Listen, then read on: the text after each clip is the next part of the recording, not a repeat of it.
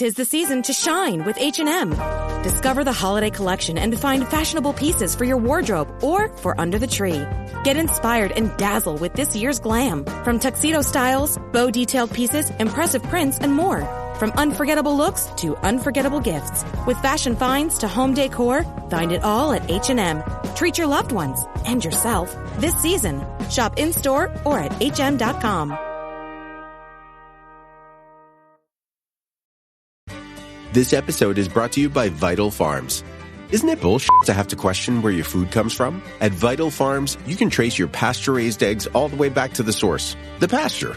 On the side of each pasture-raised carton of eggs, you'll find the name of the farm where your eggs were laid. And when you look the farm up on their website, you'll get a peek at all the sunshine, fresh air, and open space the hens enjoy. Learn more and find out where to buy them at vitalfarms.com. Vital Farms, keeping it bullshit-free. This episode is brought to you by Klaviyo, the platform that powers smarter digital relationships. With Klaviyo, you can activate all your customer data in real time, connect seamlessly with your customers across all channels, guide your marketing strategy with AI-powered insights, recommendations, and automated assistance, deliver experiences that feel individually designed at scale, and grow your business faster. Power smarter digital relationships with Klaviyo. Learn more at klaviyo.com/Spotify. That's KLAVIYO.com/Spotify. Get everything you need for your holiday meal at Whole Foods Market. Right now, you'll find animal welfare certified rib roast on sale. It's a deliciously crowd-pleasing centerpiece. Plus, save on spiral sliced ham, bone-in lamb, and seasonal produce like sweet potatoes and Honeycrisp apples. For ready-to-eat sides, head to the prepared food section. Done. And remember that Whole Foods Market caters. Order gourmet catering at shop.wfm.com. Bring the holiday magic with Whole Foods Market. 'Twas the first night home for the holidays, and all through your town, not one thumb was quiet. A lot of swiping going down. You created the perfect Bumble profile with care in hopes that your dream guy or gal may be out there.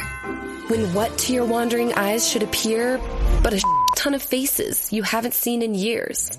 There's a rando from high school, your ex from 8th grade, a kid you used to babysit, and your literal Uncle Dave. As cringe as this feels, the only thing worse would be if one of them stumbled upon your profile first. But there's no need to panic or erase your face from the app. You can go incognito with one simple tap. Disappear from the others till you say they're a match, and have more fun finding your next hometown catch. With peace of mind and your profile hidden from sight, happy holidating to all, and to all a good night. Happy holidating with incognito mode from Bumble. Download today. Welcome to the Human Capital Innovations Podcast, your go-to source for personal, professional, and organizational growth and development. We hope you tune in often for all things people management, organizational development and change, organizational leadership, and social impact related. Maximize your personal and organizational potential with Human Capital Innovations Podcast.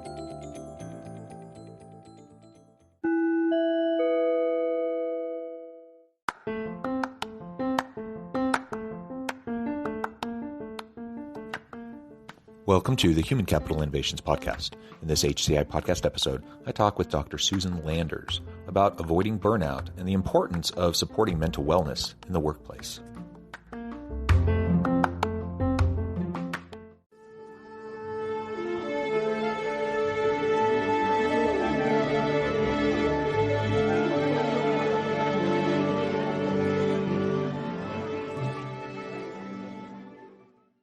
Dr. Susan Landers, welcome to the Human Capital Innovations Podcast. Thank you. It's a pleasure to be here.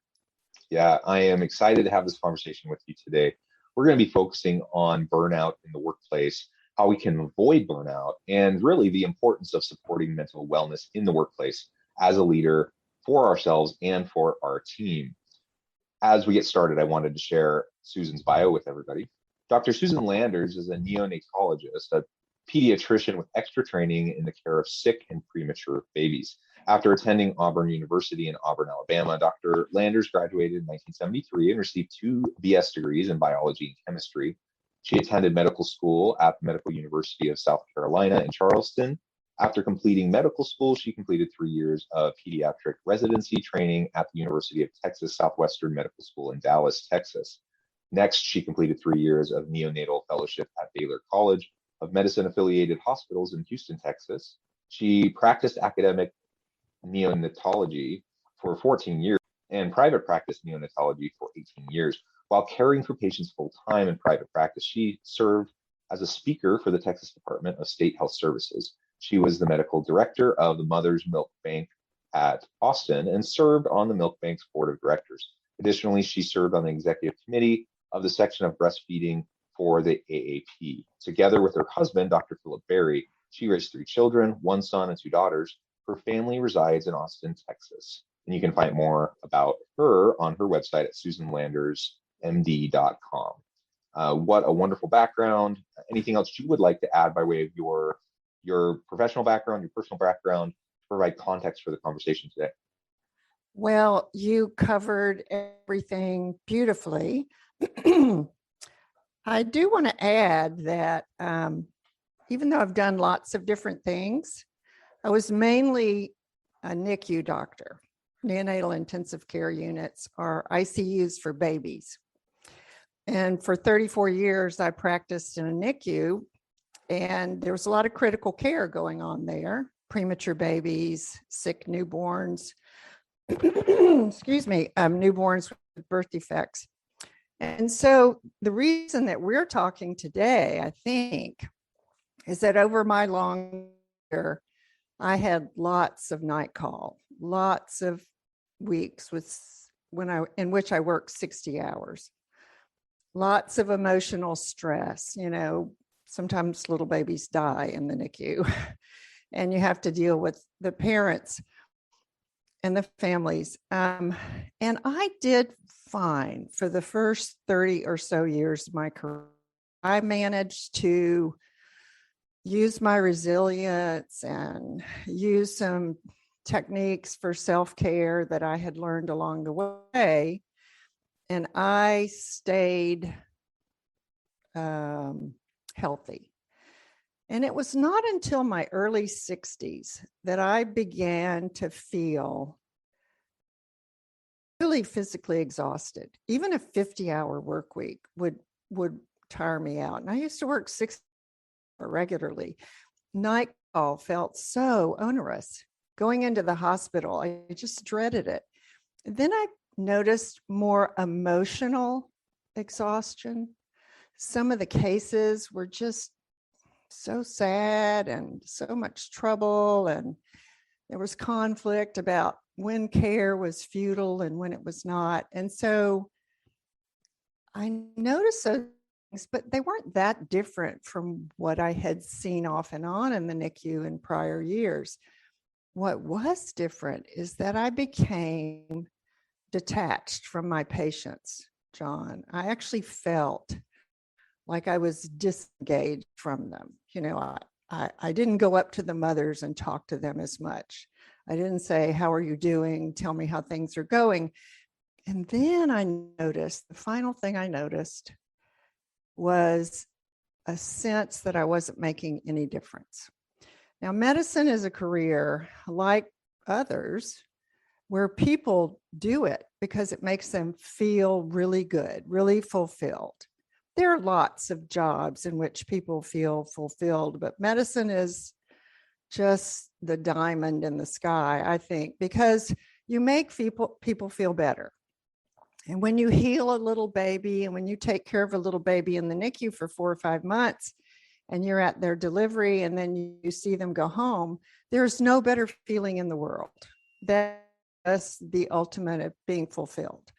Being that part of a family, being intimate with a family.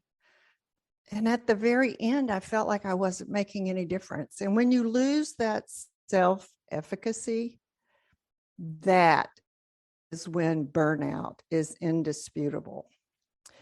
So I think the reason we're talking today is because of my personal experience with burnout. And because I've been doing some writing about burnout, I think it's really important, as you do, to get these issues out on the table, because modern day worlds are experiencing burnout in lots of different fields. Yeah, and just to put a fine point on this, and I'm really excited to have this conversation generally, but also recognizing that with first responders, healthcare professionals, nursing, medicine, the NICU, all of these things, right? This was a challenging profession, a challenging place to be pre-pandemic. It's even been more challenging during the pandemic, and we know that generally speaking across the US, for example, that we've seen heightened levels of anxiety, stress, depression, burnout. All of these things have increased over the last 20 plus months, and more so within the healthcare field. Yes. And I do a lot of research in the employee engagement and satisfaction space, the motivations of employees. And what's always been interesting to me, if you look at job satisfaction, for example, what's always been interesting to me is that there's a disproportionate amount of academic literature on job satisfaction within the healthcare industry, particularly within nursing, and in places like ERs or NICUs or things like that. And it's because it's such a taxing, challenging type of a place to be, and burnout rates are so high. And so lots of medical systems and hospitals are trying to figure out how can we reduce burnout? How can we increase job satisfaction? How can we attract and retain good people, right? All of that's so important. And so Right. for that reason, I think zooming in on this within your experience is going to be very helpful today.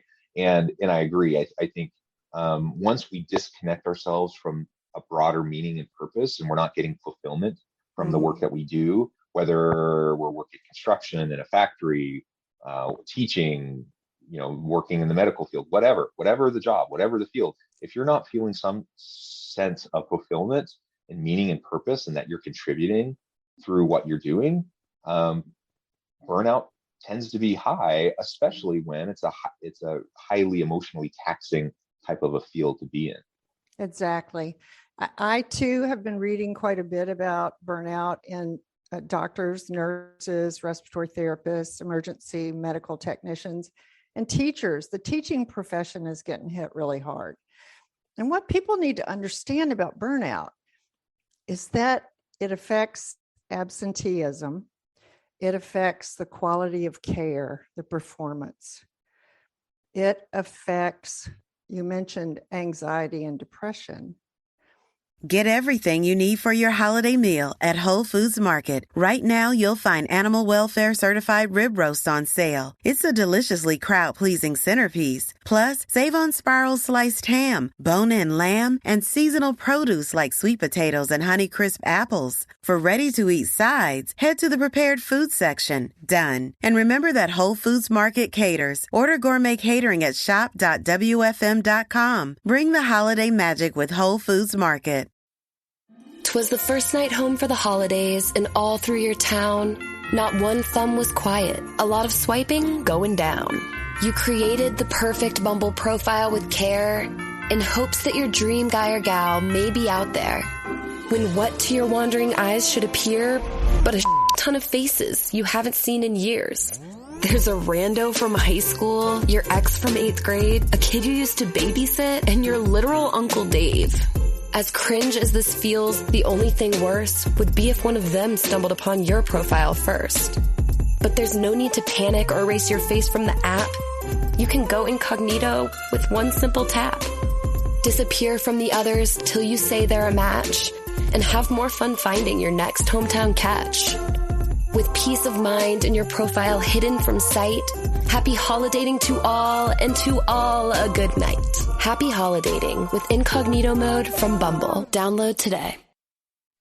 People who are burnout go home and drink and smoke or smoke weed or do something that is a poor coping mechanism. When I was burnout, I would go home and have a couple of glasses of wine every night. The wrong thing to do. They give a poor quality of care in medicine, and they actually leave the field early. 38% of nurses have left the field during this pandemic. Some have entered into traveling nurse positions. Some have just quit early. my daughter works as a PICU nurse, pediatric ICU nurse, and the traveling nurses come in. The hospitals hire them. They pay them more than the regular staff who stayed there. And the traveling nurses don't know the unit, so they don't get the sicker patients, and they may not do as good of a job. And the regular people who've stuck it out are having to work harder and orient the travelers. So it affects everybody. Those who get burned out and leave, those who move to a different area of work, those who stay and try to grin and bear it. It affects everybody. And absenteeism in the early retirement in medicine is going to affect you and your generation as you age. There will not be enough physicians to take care of all the Gen Zs and all the millennials as they and I appreciate I appreciate you mentioning the just grin and bear it kind of comment. It's interesting, a lot of times we hear things like that, just grin and bear it, resilience, which I am a big believer in. We want to be resilient, and we want to learn how to do hard things and to find healthy coping mechanisms and all of that.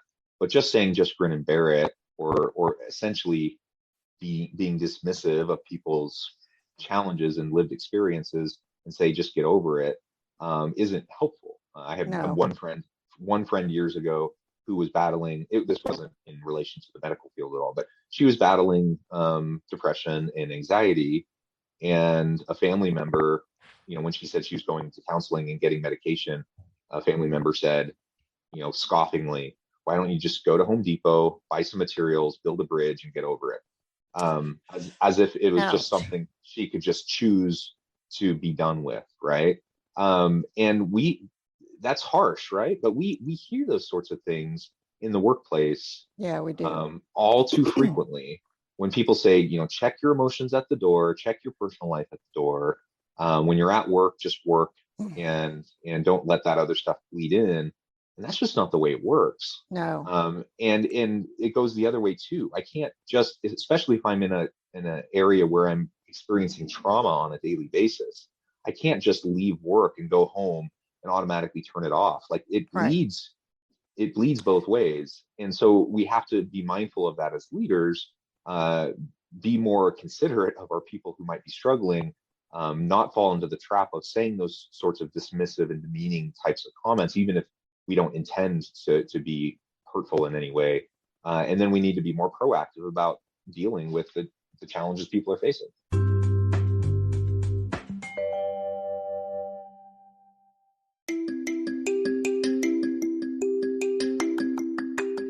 I'm excited to announce the publication of my new book from HCI Press, Bluer Than Indigo Leadership: The Journey of Becoming a Truly Remarkable Leader. Early in my adult life, I learned about an Asian proverb that translates as bluer than indigo. If you think about the color indigo, it is a brilliant, deep, and vibrant blue, what some would call the bluest of blues. To have something that is bluer than indigo is rare and truly remarkable. Contrary to popular myth, there is no one-size-fits-all or cookie-cutter approach to effective leadership. There's no silver bullet, no secret sauce, no go-to model that will solve all of our problems. The truth is, great leaders have all had their unique strengths and flaws, and have all had to discover and then pave their own distinctive path in their life's journey to fulfill their leadership potential. Bluer Than Indigo Leadership will help you discover your own path and explore those ordinary, everyday actions that will help you respond to an uncertain future and produce extraordinary results for individuals, teams, and organizations.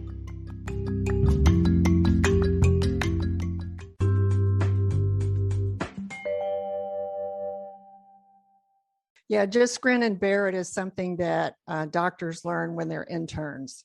And it's part of the reason that physicians are not getting the help they need, and not admitting that they're burnout or that they need therapy or just some sort of counseling, some sort of peer support.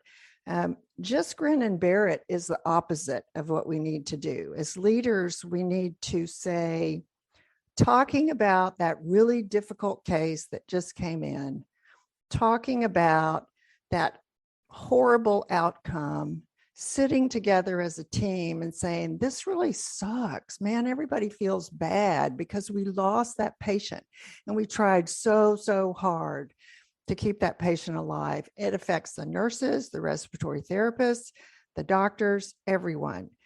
And when a leader allows the whole team to talk about their feelings and to say, yeah, that was awful. We really lost that one, or we blew that one. I'm not sure how it would work in other professions, but there are always going to be failures that teams experience, not death maybe, but failures. And if a team cannot talk about what went wrong, how to prevent it from going wrong again, how it affected your feelings, how much you carried that failure home with you on your shoulders, and how much you went and used abnormal coping to try to deal with it at home.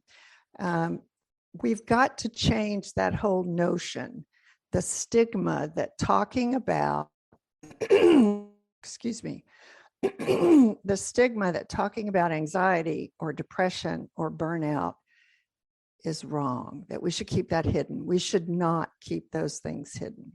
Those things are very important.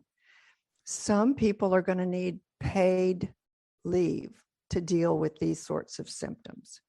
Some workers will have to adjust their schedules. They'll have to get more flexibility. They'll have to say, I really need to cut my hours back right now. Some workers will say, I've got to have more than a 4-day weekend. I need 2 weeks. I am burnt to a crisp, or 2 months. I mean, in the world, if you're burnout, you should have 6 months off. It took me 2 years to recover when I was burnout. I was working part at a real low risk delivery setting, taking care of normal mothers and babies. And I was doing the things that were making me feel better, but it took me literally 2 years to feel better. That's with therapy, psychotherapy, exercise regularly, music. I was playing the piano again, friendships. I was going out to eat with friends once a week. And what else was I doing? Cross stitch, creative process that allowed still and think through things. So I was doing everything right to fix my burnout, and it took me a long time to recover. Yeah. Keep in mind that I had 30 years to build up this much burnout, but my point is, go away overnight, away in a long week. Yeah. And there really are so many different causes for the burnout, and it's not a one size fits all kind of a thing. So it's not like I can just, it's not necessarily easy to see if we're not regularly communicating with our people and having a good relationship of mutual accountability and trust where we can share with each other, right? That's essential because the causes are many and they are different based on the person and their circumstances. But what we know for sure is that there's a lot of negative long-term impacts on individual health, lots of negative impacts on, from the organizational standpoint, productivity and efficiencies. And, when someone's burned out, a lot of times quality of care or quality of performance decreases. Absolutely. Things get missed. Innovation decreases, like all of these things, for all the reasons why an organization might be interested beyond just the treating people well. Right. It really is a bottom line kind of an issue for businesses that they need to be paying close attention to. And I also note, I need to look it up, but because during the COVID time, my frame of reference in terms of time is all whacked. I can't remember when things happened exactly. But pre-pandemic, I think it was only maybe 6 months before the pandemic.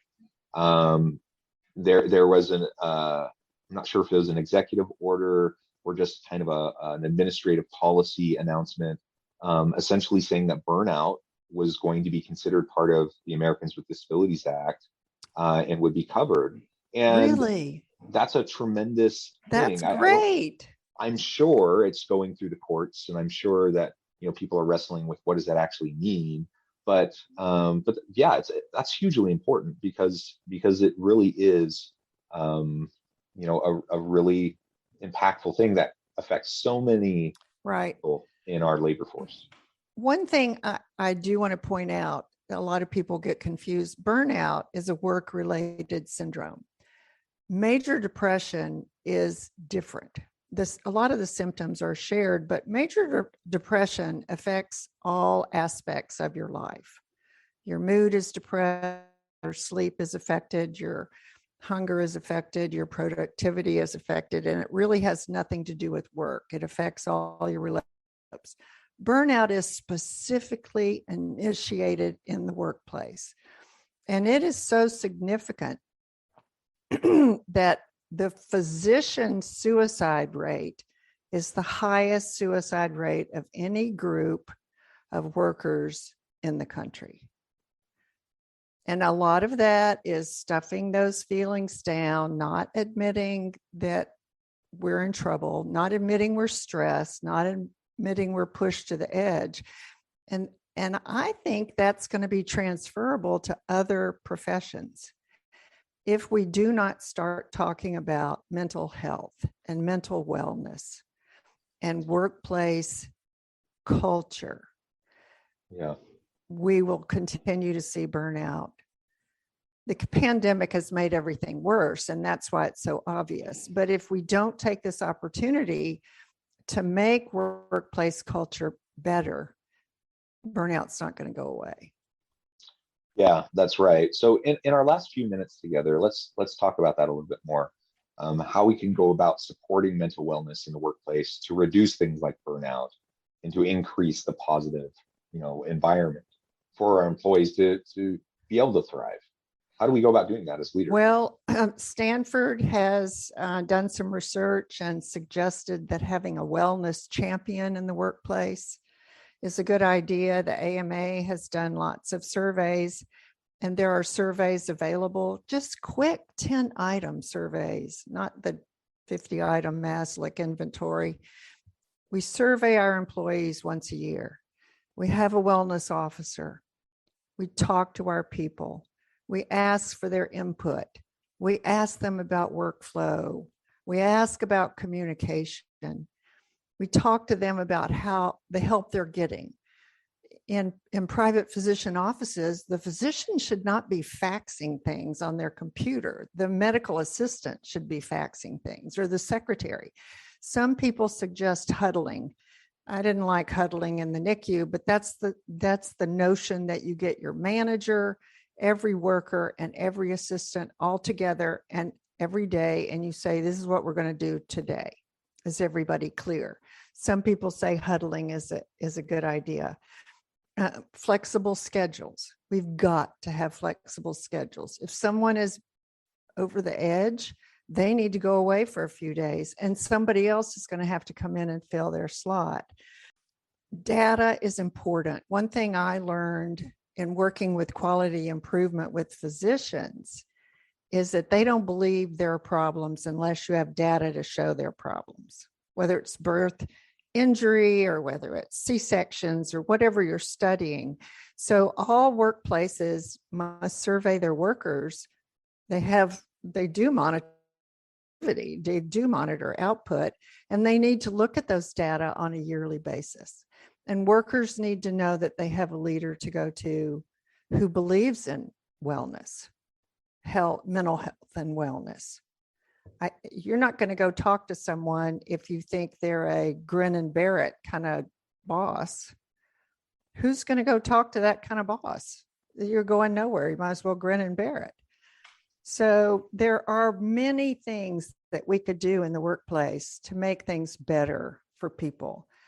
If you sit down a group of workers, whether it's nurses, physicians, residents, respiratory therapists, and you say, how do you guys think things would work better here in the NICU at night? They all have a comment. They all have something to say. Say, well, we could do this a little quicker. We could do this a little better. We could tweak it here and tweak it there. I mean, people care about their work. they all have input and good ideas. And leaders are going to have to listen to these ideas, accommodate the workers who need some time off if they're getting fried. Yeah, very well said, Susan. It has been a pleasure. I know at the time it has flown by, and I need to let you go here in just a minute. So many great tips there, and so much wonderful perspective that you share based on your long career. Before we close today, anything else you would like to share with listeners by way of your background, where they can get connected with you, find out more about your work, your book, anything else like that? And then give us the final word on the topic for today. Oh, thank you. My website is susanlandersmd.com. I have a blog there. I am also a speaker, and I can be contacted there. I wrote a book recently when I retired. It's called So Many Babies, My Life Balancing a Busy Medical Career and Motherhood. I'm really passionate about working mothers because I think they're getting fried right now too. The pandemic has really done a job on working mothers. You know, they're at home with remote learning. They're at home with their jobs. Whether their husband helps or not, we could talk for another hour about that situation. And of course, they've got all the pressure from work that you and I have just been talking about. So I would love for people who are interested in NICU stories and working mother stories to check out my book, because I think there's a message there for working mothers. Let's see, the final word on burnout. Mental health is important. Mental wellness and mental health are important. And it's okay to talk about feeling bad when something goes wrong. Well said. I do think we need to be able to talk about this more openly, just make it a part of the regular dialogue that happens in the workplace and with, between leaders and their people, members of their team, just like any other performance conversation that may occur, that we need to be talking regularly about mental wellness in the workplace and burnout and other related issues. Susan, it has been a pleasure. I encourage listeners to reach out, get connected, find out more about what Susan and her team can do for you. Check out her book. And as always, I hope everyone can stay healthy and safe, that you can find meaning and purpose at work each and every day. And I hope you all have a great week.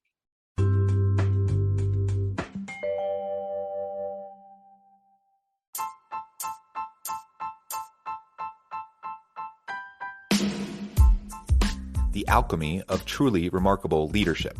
Ordinary, everyday actions that produce extraordinary results. Consider how the nature of work has shifted over the past 50 years. With increased globalization, rapid technological advancement, and the shift in economic composition, the average job of today looks very different than the average job of 50 years ago. What will the jobs and organizations of tomorrow look like? Moreover, what does this all mean for organizational leaders?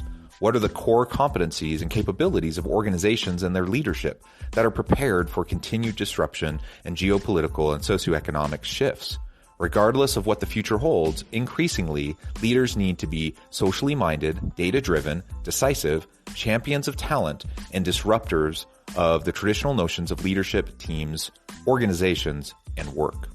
The alchemy of truly remarkable leadership will help you to explore your own leadership competencies and capabilities and consider ways to apply and implement them into your workplace and personal life.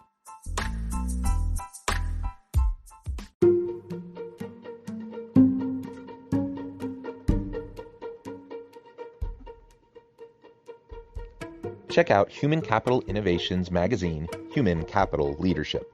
Human Capital Leadership is a free, interactive e-magazine with the mission to help individuals, leaders, and organizations find innovative approaches to maximize their human capital potential. We publish issues quarterly in August, November, February, and May. Take a look at the latest issue and let us know what you think.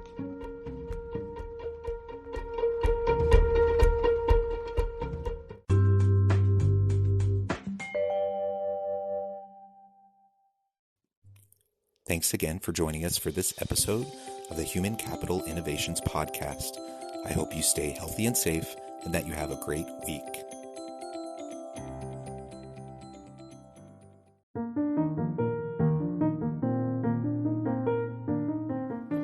Check out our new weekly LinkedIn newsletter, Alchemizing Human Capital, exploring industry trends via original research and interviews with executives and thought leaders from across the globe. We look forward to having you join us.